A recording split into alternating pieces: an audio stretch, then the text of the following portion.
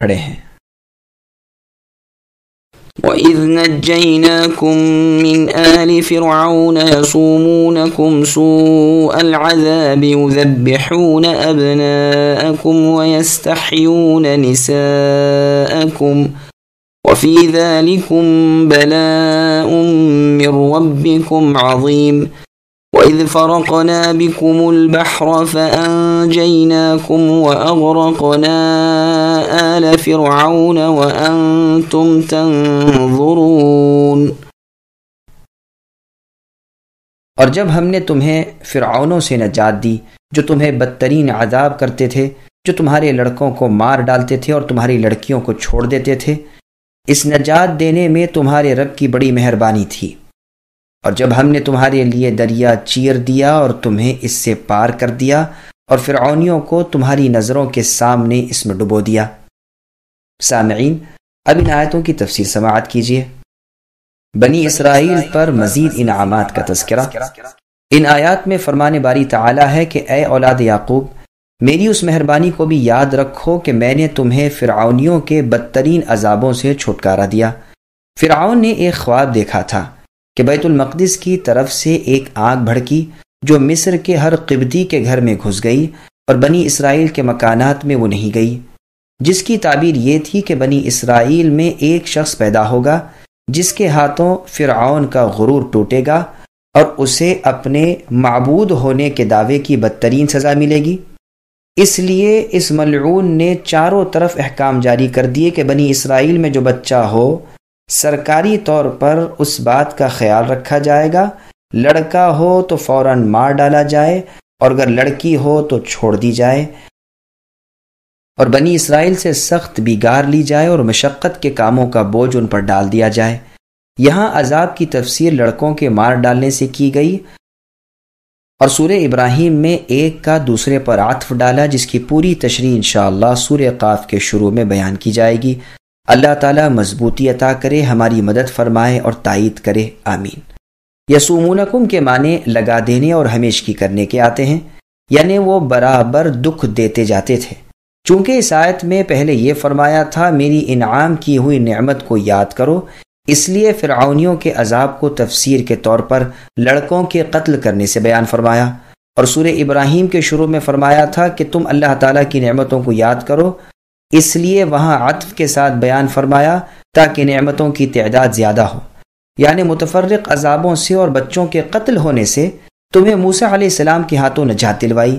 مصر کے جتنے بادشاہ عمالق وغیرہ کفار میں سے ہوئے تھے ان سب کو فرعون کہا جاتا تھا، جیسے روم کے کافر بادشاہ کو قیصر اور فارس کے کافر بادشاہ کو کسریٰ اور یمن کے کافر بادشاہ کو تبع اور حبشہ کے کافر بادشاہ کو نجاشی اور ہند کے کافر بادشاہ کو بطلیموس۔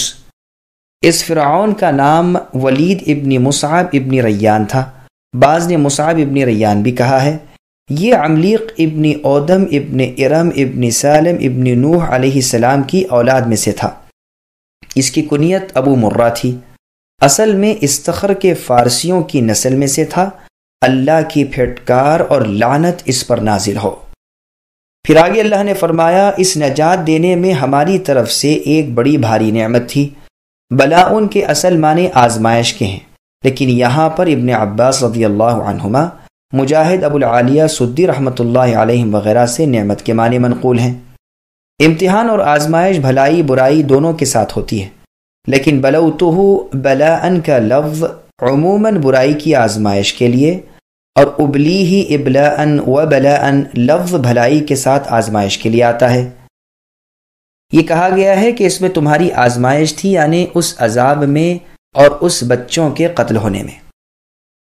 قرطبی اس دوسرے مطلب کو جمہور کا قول کہتے ہیں، تو اس میں اشارہ ذبح وغیرہ کی طرف ہوگا، اور وبلاء کے معنی برائی کے ہوں گے۔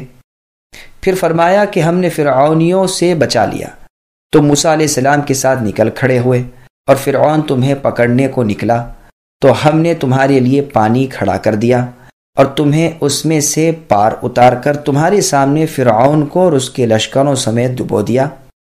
اس کی پوری تفصیل سورہ شعراء میں آئے گی انشاءاللہ۔ عمرو بن میمون عودی رحمۃ اللہ علیہ فرماتے ہیں کہ جب موسیٰ علیہ السلام بنی اسرائیل کو لے کر نکلے اور فرعون کو خبر ہوئی تو اس نے کہا کہ مرغ جب بولے تب سب نکلو اور انہیں پکڑ کر قتل کر ڈالو۔ لیکن اس رات اللہ کے حکم سے صبح تک مرغ نہ بولا۔ مرغ کی آواز سنتے ہی فرعون نے ایک بکری ذبح کی اور کہا کہ اس سے پہلے کہ اس کی کلیجی سے میں فارغ ہو لوں، اس سے پہلے 6 لاکھ قبطیوں کا لشکر جرار میرے پاس حاضر ہو جانا چاہیے۔ چنانچہ حاضر ہو گیا، اور یہ ملعون اتنی بڑی جمعیت کو لے کر بنی اسرائیل کی ہلاکت کے لیے بڑے کر و فر سے نکلا اور دریا کے کنارے انہیں پا لیا۔ اب بنی اسرائیل پر دنیا تنگ ہو گئی، پیچھے ہٹیں تو فرعونیوں کی تلواروں کی بھینٹ چڑھیں، آگے بڑھیں تو مچھلیوں کا لقمہ بنیں۔ اس وقت یوشع علیہ السلام نے کہا، اے اللہ کے نبی موسیٰ، اب کیا کیا جائے؟ موسیٰ علیہ السلام نے فرمایا، امر رب آگے آگے ہے۔ یہ سنتے ہی انہوں نے اپنا گھوڑا پانی میں ڈال دیا، لیکن گہرے پانی میں جب غوطے کھانے لگا تو پھر کنارے کی طرف لوٹ آئے اور پوچھا، اے موسیٰ، رب کی مدد کہاں ہے؟ ہم نہ آپ کو جھوٹا جانتے ہیں نہ رب تعالیٰ کو۔ 3 مرتبہ ایسا ہی کیا یا کہا۔ اب موسیٰ علیہ السلام کی طرف وحی آئی کہ اپنی لکڑی دریا پر مارو۔ لکڑی لگتے ہی پانی نے راستہ دے دیا اور پہاڑوں کی طرح سخت ہو گیا۔ موسیٰ علیہ السلام اور آپ کے ماننے والے بنی اسرائیل ان راستوں سے گزر گئے۔ انہیں اس طرح پار اترتے دیکھ کر فرعون اور فرعونیوں نے بھی اپنے گھوڑے اسی راستے پر ڈال دیے۔ جب فرعون کا سارا لشکر دریا میں اتر گیا تو پانی کو مل جانے کا حکم ہوا اور چاروں طرف ریل پیل ہو گئی اور سارے کے سارے ڈوب مرے۔ بنی اسرائیل نے قدرت الہی کا یہ نظارہ اپنی آنکھوں کنارے پر کھڑے کھڑے دیکھا، جس سے وہ بہت ہی خوش ہوئے۔ اپنی آزادی اور فرعون کی بربادی ان کے لیے خوشی کا سبب بنی۔ یہ بھی مروی ہے کہ یہ دن عاشورے کا تھا، یعنی محرم کی 10ویں تاریخ کا۔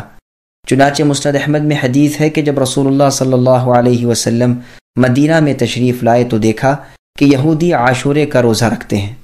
پوچھا کہ تم اس دن کا روزہ کیوں رکھتے ہو؟